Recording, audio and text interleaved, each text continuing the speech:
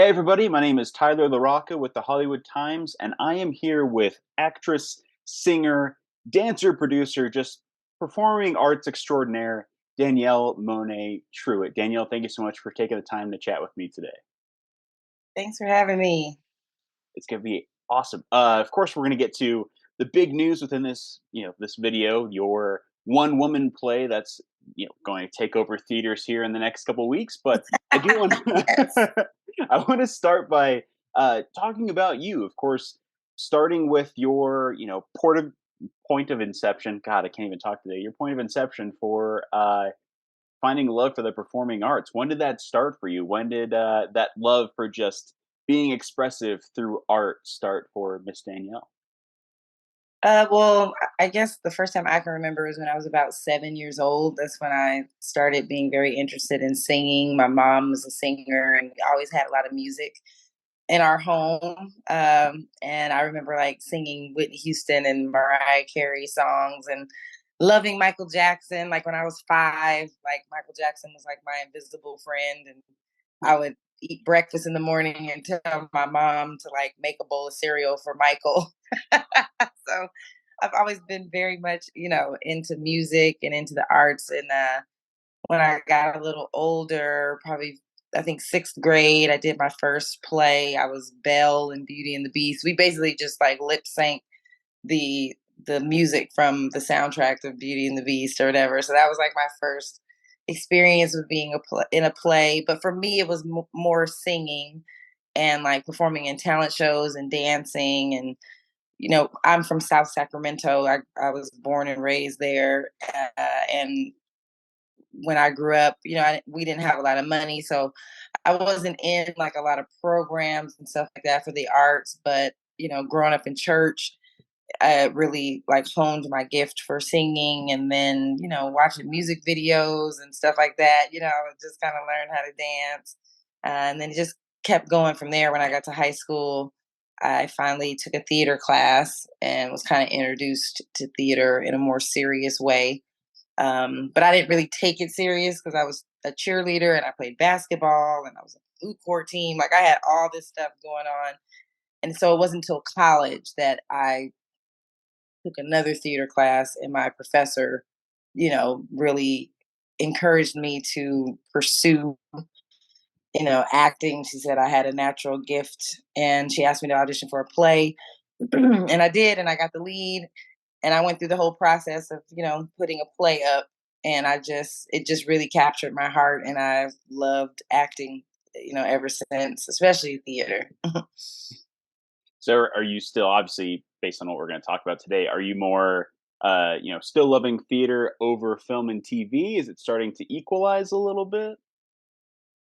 Well, I think theater will always be my first love. I mean, I love the money from TV. Okay, like I mean, that's the great part about television.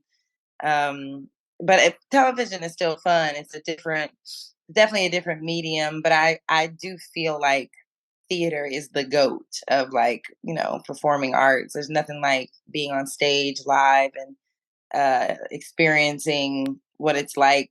That energy between you being on stage and the audience, and kind of having to be present. You have to be present when you're on stage. You can't really phone it in. And if you do, everybody's gonna see that you're, phoning it in. You get one shot, you gotta do it. You can't, there's no take two, take three, So yeah, I love theater. I think theater will definitely always be my first love, even with all the TV and stuff that I'm doing. Yeah, you definitely don't get the C stand with the tennis ball attached to it Right. on stage. Which I mean, I commend anybody who has the courage and the focus to go on stage and perform. I'm a film TV person. I love multiple takes. Put me on a stage, and it's just blank. It's just it's not gonna happen. But I I love mean, it. I love it. speaking of that, I do want to get into, there's always trials and tribulations with this industry, with this career, right? So one, when did you decide, hey, I'm gonna book it, I'm gonna make this work, I'm gonna make this my job, my career? And what Mhm. were some of the pitfalls you experienced in the first, let's say the first 10 years of your career? What was that like for you? That's a good question. Well, I think when I did the play in college and I went through that experience, I knew that I wanted to be an actor. And I knew that I didn't want to be an actor and then like become a teacher or professor or whatever. I knew that I really wanted, to pursue it. So I got my degree in acting, and then I did a lot of community theater in Sacramento right after college. Shortly after college, I got my equity card, and I started doing theater at a theater here in Sacramento called B Street Theater, and then worked at a couple of the other theaters. And I did a play called A Raisin in the Sun, and the lead of the play, his name is Steve Harris. He's a television actor, and his agent from LA came to see the play because he was in it and he really liked me. He asked me to come to LA to meet with their agency. And this was the first time, I had ever been approached by an agent. So I was really excited, of course. So I went down and I met with him. And then he had to try to convince the other agents, at the agency that they should sign me. And they were like, she just got out of college 2 seconds ago. She has no credits. Like, no, we are not signing her. But I was so encouraged by the fact that they even wanted to meet with me. It gave me the courage to say, like, I'm gonna leave Sacramento. I gotta decide whether I'm gonna go to New York or go to LA, but I'm gonna leave here because I know I want to do it on a bigger scale, than what Sacramento could offer me. So I talked to Steve Harris and he was like, well, do you want to be a big fish in a small pond, or do you want to be a small fish in a large pond and just become a bigger fish? Like to have, the room to grow into a bigger fish. And I was like, well, that's what I want. So I moved to LA. And when I moved to LA, I didn't have an agent. I think I had about $4,500, and I don't know what I thought that $4,500 was going to do because it was gone in about 2 months. LA is so expensive. Um, but I moved there.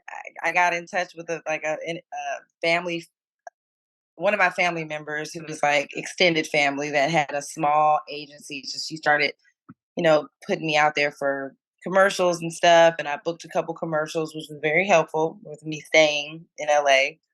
And then at that time, I reconnected with my high school sweetheart.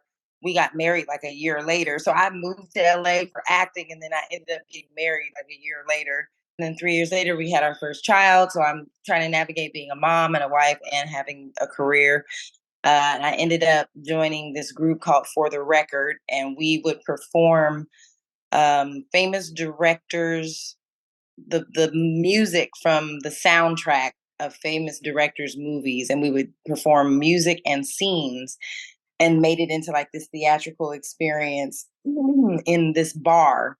It was a tiny bar, like it literally sat like 60 people, and it was in Los Feliz. And so we did like For the Record Coen Brothers, For the Record Scorsese, For the Record Tarantino, like, and it was really cool. And it gave me a chance to, share my gift, my singing and acting in Los Angeles.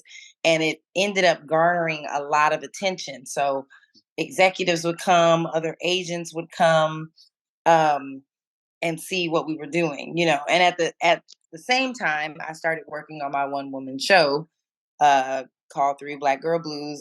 I was just looking for opportunities to be able to share my gift. I never wanted to wait on someone else to give me permission to do what I loved, and I knew the money would come eventually if I plant the seeds. So I think that's what the first 10 years of my journey in LA was. It was planting seeds so that eventually, a bigger harvest would come and I get bigger opportunities.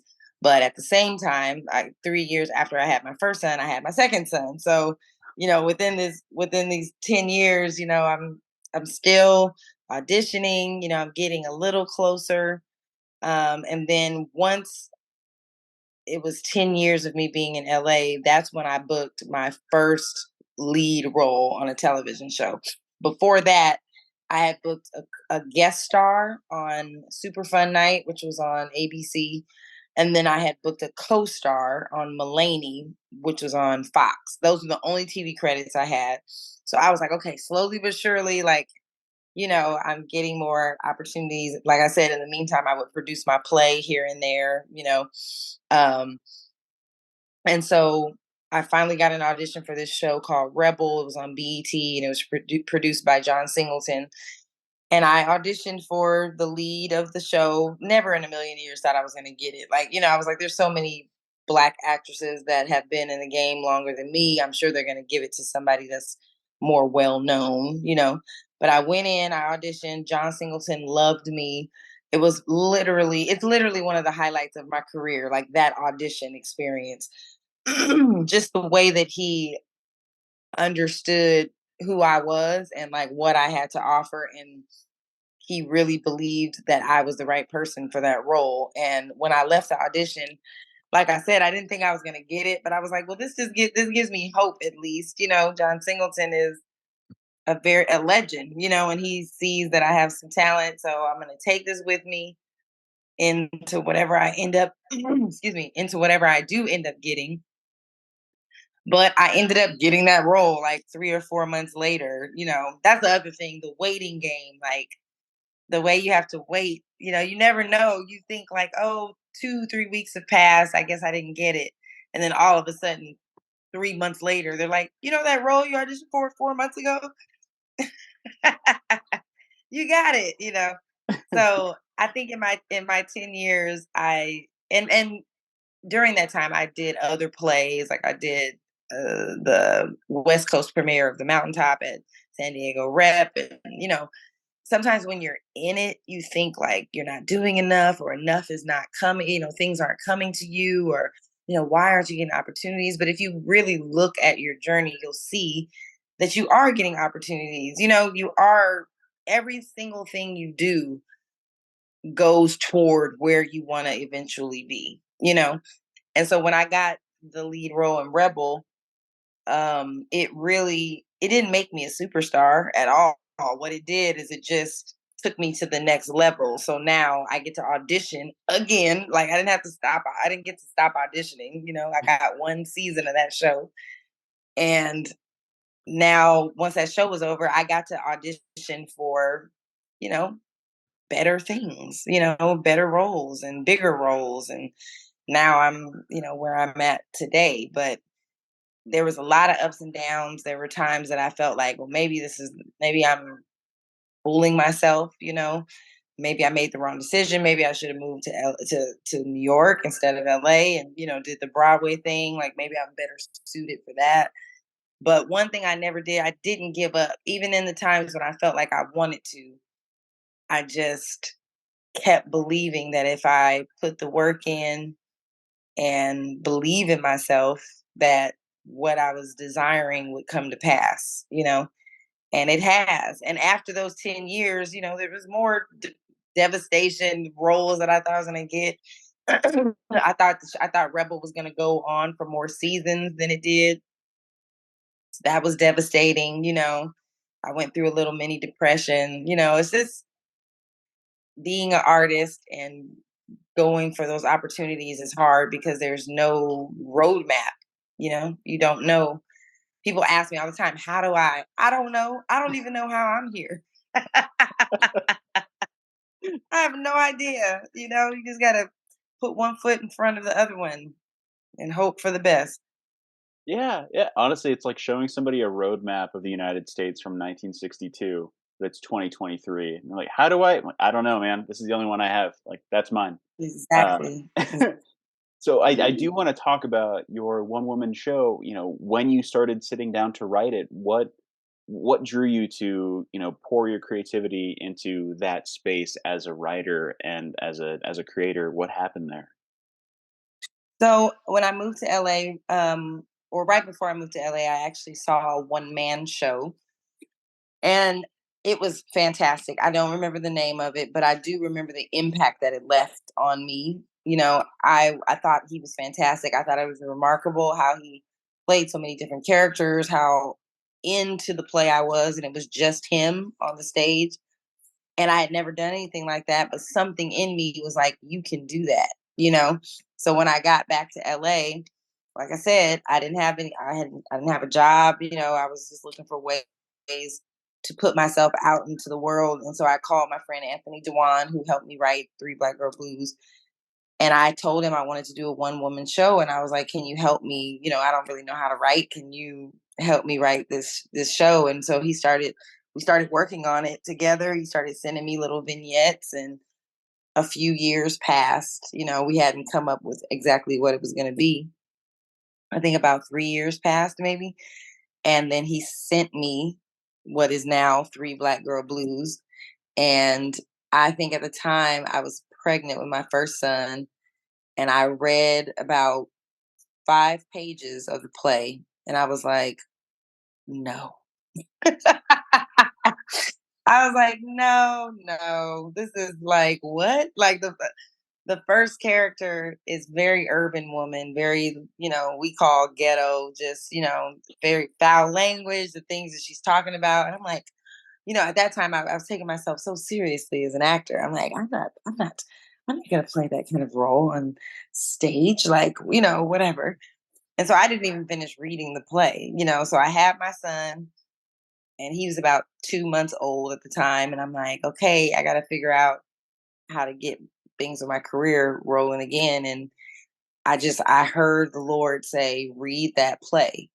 And I was like, oh, okay, let me go back and read that play. So I actually sat down and read the play with no judgment. And of course, by the end of it, I was just crying. Like, it was just, it was fantastic. It was fantastic. So I called Anthony, and I was like, I finally read. We didn't even have a name for it at the time. I'm like, I finally read the play.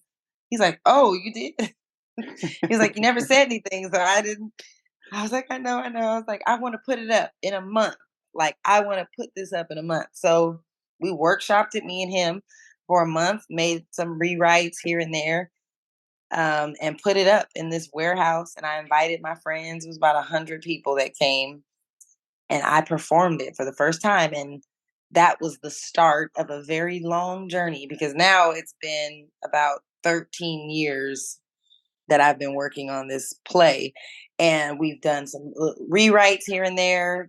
I definitely became more involved in the writing and stuff, and the developing of these characters, and it's literally become one of the highlights of my career. Like, this play is like, it's like a mantle that I have, that I know, I'm supposed to keep performing this and get it out to as many people as I can. It's dealing with some very prolific and awesome themes that touch people's hearts and help them to see themselves in a deeper way and understand themselves in a way that they never did before. Every time I do it, people say that their lives have been impacted, and I think that's I know that's the reason why I do what I do. I can't speak for other people, but doing theater, doing the arts, I think for me,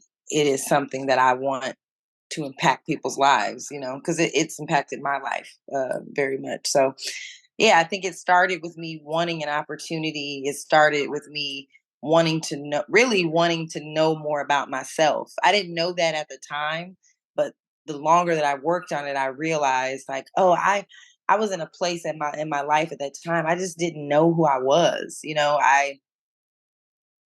I had all these roles to fulfill for other people. I was a wife, I was a mom, you know, but who am I? And I think this play helped me in that way, and it helps a lot of other people in that way as well. And you know what? If that I'm looking at you, audience, if this didn't sell you on the show, I don't know what you want. But I do it's gonna be fantastic. I can't wait to hopefully check it out next time I'm in Los Angeles. But I do wanna ask you, for our listeners and for our viewers of this channel, where can they find this fantastic one-woman play? Where is it going to run? What are the Yes, dates? If you can give that to us. sure. So Three Black Girl Blues will be running at the Hudson Theater May 19th through June 4th. You can purchase tickets at www.hudsontheater.com. And it's also going to be running in Sacramento at B Street Theater June 8th through June 18th. And you can buy tickets for that run at www.bstreet.org, I believe. So yeah, and then of course I'm on Instagram, DanielleMoneTruitt, and the play has an Instagram page, 3BlackGirlBlues. It's the number three. But yeah, I hope you guys can make it out. I'm really excited to share it and be back in LA and back on the stage. Absolutely. I'm going to put all that information in the show notes. I just want to say again, Danielle, thank you so much for your time. I'm going to end it here, but I wish you the best of luck. Break a leg on stage. It's going to be fantastic. Thank you so much. Thank you. Thank you so much.